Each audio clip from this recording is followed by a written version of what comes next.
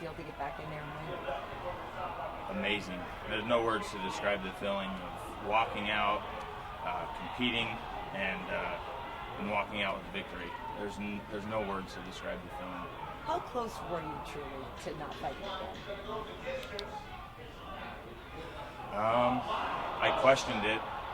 I kind of knew I was going to continue to fight, but there was that time when I just thought, man, I don't know what the next right step is. So I just kind of played it by ear, and I started getting asked to share my story at high schools and a bunch of different places where people get in trouble, and I don't know, I started following that a little bit, but it couldn't take the fight out of me. So I just made that decision. I thought about it and prayed about it and decided I gotta come back. I still want to fight, and not to prove anything. I don't have to prove anything. I wanted to fight to compete. I love the competition. I love the being 2 minutes into the fight, trying to figure that, that's where now I've hit you, you've hit me. Now it's time for me to figure out how to beat you, and that's where the fight starts. And that's what I felt tonight. He kind of was landing a little bit, and it was slow, and I couldn't get to him. And he had to. The challenge is me figuring out how I can beat that guy, and that's what that's what I thrive on. That in there. Well, and it seems too that the fact that you are an inspiration to people, all the things you have gone through in your life, that is certainly a big, huge part of it too, though. Oh, absolutely. I mean, I compete to carry the message to people who struggle. I just remember being in a spot where I thought there was nowhere else to go, and that life was done, and that was at 20, 21 years old. And I know there's millions and millions of people out there that don't think there's a way out, and when I compete, if somehow they hear a little bit of my story, and it gives them some inspiration to, make the next right decision, whether it's to not use or, it doesn't matter. I just, I fight, and I fight for recovery. How close to getting submitted were you? Oh, and the guillotine? Yeah. Not close. It wasn't bad at all. It was just, it was tight, but he was kind of squished up against the cage, and my chin was tucked before he pulled. I let him pull, and I dropped because I knew he wasn't on. But I kind of figured I'd pop my head out and try and pass. But despite that, he still had a pretty good first round, Alexander did. What was going through your mind between the first and second? Between the first and second, well, towards the end of the first round, I was starting the time. He was sitting, and I was going to try and hit him before he threw the kick or before he threw the straight left. But that little, I needed to hit him right before he moved. I needed to. I was trying to figure out how to counter that straight left and counter that kick, or block it and come back. And so I started to towards the end of the round. And so coming into the second round, I needed to feint and try and close that distance, or counter by making him miss, and then come in with a combination, try and finish and get him to the ground. But so I started figuring him out. From a physical standpoint, Ward, how many injuries were you really dealing with, and what was the journey like for you to come back from the injuries that you did have? Well, I had the scapholunate ligament was detached, so like the ACL of my wrist.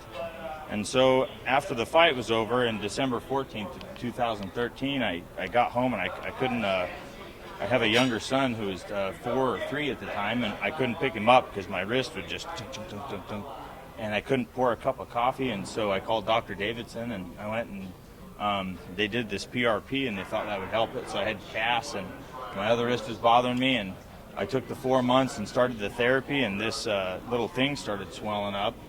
And so I called Dr. Davidson again, and he got me into a hand specialist. So almost 5 months passed before I went and saw a hand specialist, and he went in after 5 minutes. He said, your scapholunate ligaments detached. You got to get it fixed. You need to go into surgery.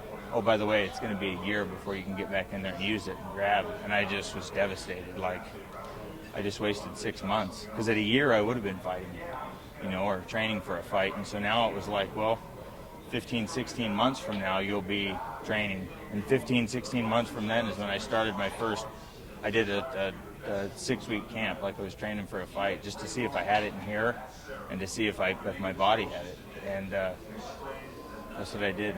How implemental were your teammates and coaches in really rallying behind you and encouraging you to come back? Oh man, it made all the difference in the world. my very first real big fight was against Jeremy Horn, just a few fights after he fought Chuck Liddell for the title. And I fought him my 5th or 6th pro fight in Utah. And my first real coaching experience was with Rob Handley. He's from Absolute MMA in Utah. And I reunited with him again, and he's my main training camp in Utah now. And all of my teammates, I had 2 or 3 teammates move back, and they've just showed up day in and day out. Steve Seiler and Ramsey Nijum, Rock Jargine, all these guys, just came out of the woodwork. Hey man, what do you need? What do you need? And man, they just pushed me. I found out 14 weeks ago that I was fighting, and I started training that night. So. Can you talk about, being away from 2 years is different when you get in the octagon, and what were your expectations about how you would physically feel? And did you feel like you performed to your peak expectations? I tried not to have any expectations. I've had a year off before, and I did. I would sit and I'd overthink, when I go out there, how am I going to feel and what am I going to think? And that stuff's weird. Thank God I'm half blind. Because I got up there today and I saw Joe Rogan, and I was just looking at Joe Rogan. He was talking, and I was thinking, if I was watching the fight, what would Joe Rogan be? And I'm like, what the hell are you doing, man? Okay, start moving around, And so I don't know. I just you think of all these things that go on, especially the night. But I didn't sleep at all last night, and I was just going through the fight and what I've done and what's happened and this and that, and you go through so many emotions as a fighter, a UFC fighter, and as a fighter anywhere. And man, I tried not to have any expectations, and I showed up and I tried to practice what we trained over the last 14 weeks and what I've learned over my career over the last 24 or 25 fights. And I tried to enjoy it. It's my birthday today, and 31 years old, and when I look in the mirror, I'm proud of what I've become today. Feel good to get punched in the face live again? It did, man. I got hit a couple I know, of it's times. been a long time. Like, We've been talking about this for a long time. I know. Feel Spencer's nice to doing finally my get- book. Spencer's doing my book.